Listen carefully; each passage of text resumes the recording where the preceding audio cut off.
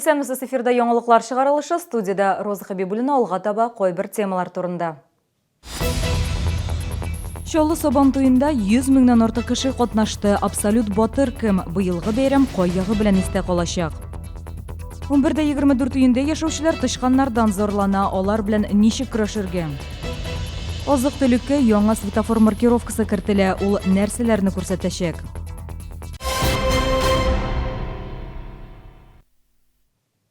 Подъездда тышканнар йөгереп йөри, начар ис килә. 11:24 йортында яшәүчеләр кимерүчеләрдән зарлана. Шәһәрдәшләр сүзләренә караганда, алар бөтен җирдә, подъездда, фатирларда. Моңа күпме түзәргә була, тышканнар белән ничек көрәшергә урында Лилия Гатина булып кайтты. 11:24 йортында яшәүчеләр кимерүчеләрнең баскы читләрендә еш очраталар. Аларның сүзләренә караганда, тышканнарга каршы көрәш 5 ел дәвамында алып барыла. Элек тышканнар йортның түбән катларында гына күренсәләр, хәзер югары катларга да менеп җиткәннәр. Идарәче компанияга мөрәҗәгать итүләр нәтиҗә бирми. Шуңа күрә халык кимерүчеләр белән үзе көрәш алып бара. Көрәш алып барам, только шушы келәй белән. Кай вакытта күрәм, йөгереп йөриләр. И тизрәк келәем не так булса, искергән булса, тизрәк алыштырам. Шуның белән яшим. Постоянно всегда эти мыши. Весной так у нас вообще это просто ужас, что было. У нас там вот так вот вокруг мусоропровода, они просто носились, бегали, как не знаю, что, пищали. Они вообще несколько лет уже здесь много лет они здесь. На балконе вообще ничего нельзя оставить. Әмма хезмәт күрсәтүче оешма вәкилләре үз чиратында аларга 11:24 йортында яшәүчеләрдән бер гаризада килмәде дип раслый. Кимерүчеләр турында хәбәр иткән чиракта мәгълүмат дератизация һәм дезинфекция ясаучы махсуслаштырылган оешмага тапшырыла. Раз в 2 недели они обязательно приходят, обрабатывают мусорокамеры, обрабатывают подвалы, чердаки. Если есть заявочки, мы их тоже передаем, если они поступают к нам через телефоны. Секретарь-диспетчер у нас сидит, она, значит, тоже передает эту заявочку. Оттуда приходят представители этой компании и именно идут по этому адресу. Вопросы решаются. Кимерүчеләр белән мустакил көрәш комачауламый, әмма ярдәм сорап махсуслаштырылган оешмага мөрәҗәгать итәргә кирәк.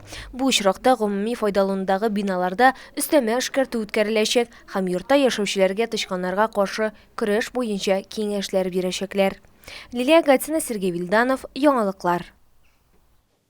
Татарстан приставлары тәүлек буена ришвәткә кагылышлы җинаятьләр турында шалтыратулар кабул итә. Вазифаи вәкаләтләрне арттыру һәм алардан файдалану фактлары, дәүләт хезмәтендә мәнфәгатьләр каршылыгы, хезмәткәрләр тарафыннан дәүләт хезмәте белән бәйле тыюларны һәм чикләүләрне үтәмәү фактлары турында 8-843 292 98 60 номер аша ышаныч телефонына хәбәр итеп була.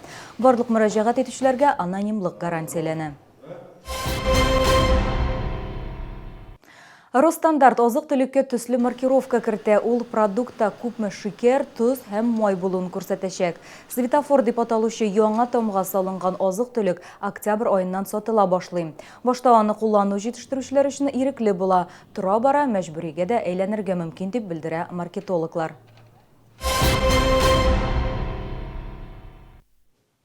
Чаллыда татар халкының милли бәйрәме Сабан туе узды. Анда 100 меңнән артык кеше катнашты. Яр буе паркы мәйданында гадәттәгечә зур тамаша булды. Сабан туе уеннары, милли көрәш барды, ипподромда ат чабышлары үтте. Безнең репортаж.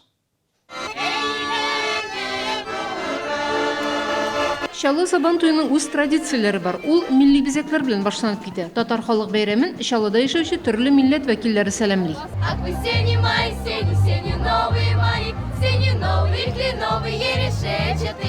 Чаллы Сабан туенда Татарстан премьер-министр Алексей Песошин катнашты. Югары кунак шәһәр мэры Наил Мәһдиев белән милли җәмгыятьләр чыгышларын карады. Сабан туй мәйданы шәһәрнең барлык иҗат коллективларына ачык иде. Алар бергәләшеп туган җирем чишмәләр исемле тамаша күрсәттеләр. Татар халкының гореф-гадәтләре, җыр биюләре тамашачыны әсир итте.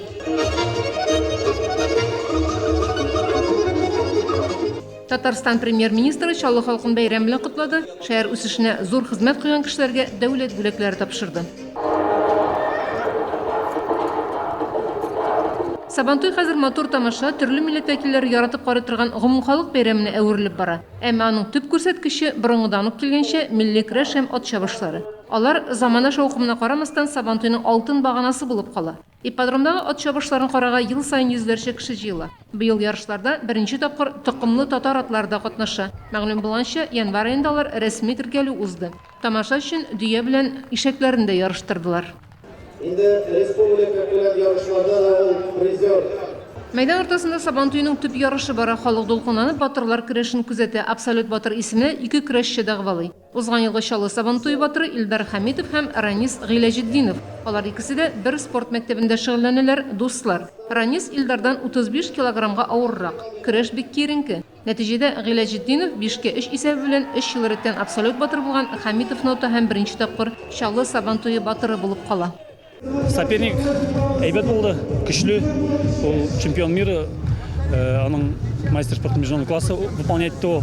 Сабантуйның абсолют батырына төп бүләк автомобиль. Аны көрәшчегә Сабантуй гүзәле Динара Фәрдиева тапшыра. Быел башка еллардан аермалы буларак Сабантуй гүзәлен шушы мәйданда халык алдында билгеләделәр. Римма Султанова, Константин Величко, Сергей Вильданов, Яңалыклар. Комплекста зур бәйрәм Чаллыда ишек алды көннәре дәвам итә. Чираттагысы яңа шәһәрнең 4-нче комплексында узды. Бәйрәм КАМАЗ төзелешенең 50 еллык юбилеена багышланган иде. Бәйрәмдә Гүзәл Габдуллина да булып кайтты. 4-нче комплекстагы бәйрәм КАМАЗның 50 еллыгына багышланды. Оештыручылар белдерүенчә, бу комплекста йортлар беренчеләрдән булып төзелгән. Бу инде безнең тарих, истәлек 50 еллык гыймы. Һәм безнең балаларга да, кешеләргә дә бу аларга барып җитсен һәм шу аларны исләрендә булсын дип шушы оештырып шушы эшләрне. 2018 елда 4-нче комплекс президент программасында катнашты. Биредә зур реконструкция уздырылды. Хәзер 4-21 йорты ишек алдында көндә шактый ял итүчеләр җыела. Мондый бәйрәмнәр тагы да берләштерә ди шәһәрдәшләр. Мы старые люди, мы очень любим духовой оркестр, и поэтому лично нас он и привлек. Для знакомства, для более тесного контакта с людьми, да и для настроения. Очень редко это бывает. Күршегәндә, сөйләшергә, буш вакытта нигә нитмәскә? Мин пенсиядә инде тоже. Ишек алды бәйрәмнәре дәвам итә. Киләсе чара 7-нче комплекста 15-нче һәм 2-нче йортлар арасында мәйданчык куелу хөрмәтеннән оештырылачак. Гүзәл Габдуллина, Сергей Вильданов, Яңалыклар. Бүгенге менәшләр, мин Роза Хабибуллина сезнең белән сау булашам, исән сау булыгыз.